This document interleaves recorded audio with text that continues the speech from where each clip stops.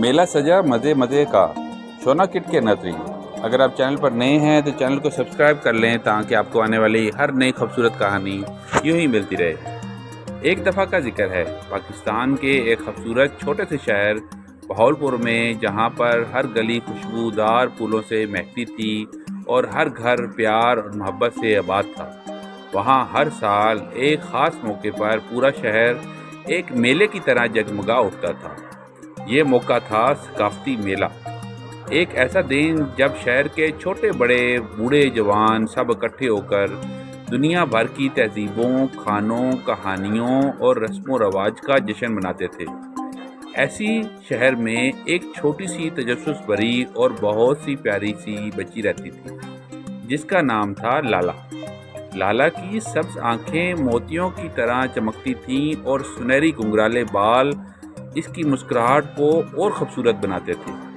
اس کا بہترین دوست تھا ایک شرارتی سا کتا جس کا نام تھا میکس۔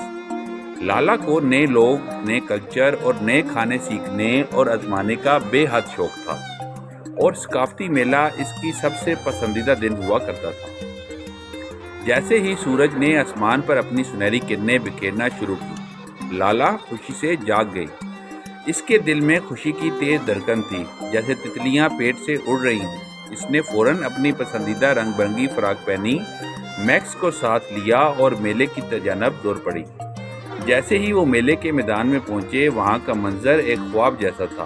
ہر طرف ہنسی، خوشی، موسیقی کی مدھم آوازیں اور لذیذ کھانوں کی خوشبو پھیلی ہوئی تھی۔ وہ مختلف ممالک کے جھنڈوں سے سجے اسٹال، رنگا رنگ روشنیوں سے چمکتے خیمے اور بچے بوڑھے سب ایک ساتھ ہنس رہے تھے۔ لالا نے دیکھا ایک طرف کچھ بچے افریقی روایتی رقص کی مشق کر رہے ہیں۔ ان کے قدموں کی تھال اور ہاتھوں کی جنبش اتنی دلکش تھی کہ لالا ان کو روک نہ سکی۔ وہ بھی ناچنے لگی اور میکس نے دم ہلا کر تال میں ساتھ دیا۔ پھر وہ ایک اسٹال پر پہنچے جہاں جاپان کی طرف سے اوریگامی یعنی کاغذ سے چیزیں بنانے کا ہنر سکھایا جا رہا تھا۔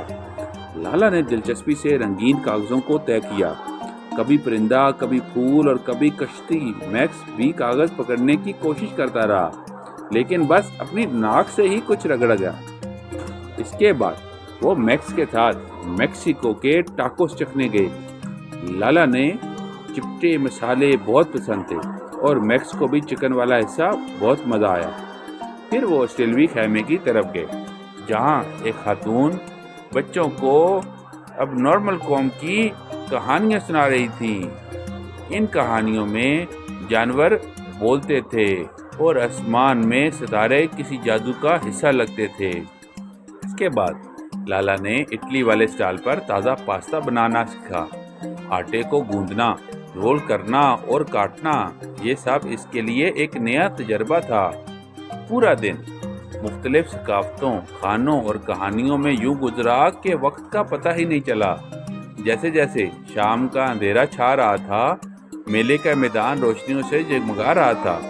ہر طرف چھوٹے چھوٹے بلب چمک رہے تھے، جیسے زمین پر ستارے اتر آئے ہوں۔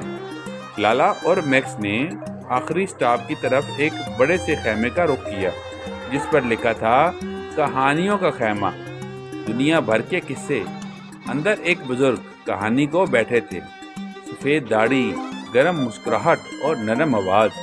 انہوں نے دنیا بھر سے لائی گئی کہانیاں سنائیں، مصر کے فرعون، جاپان کی شہزادی، ترک سوداگر اور انڈونیشیا کے آتش فشاں کی داستانیں۔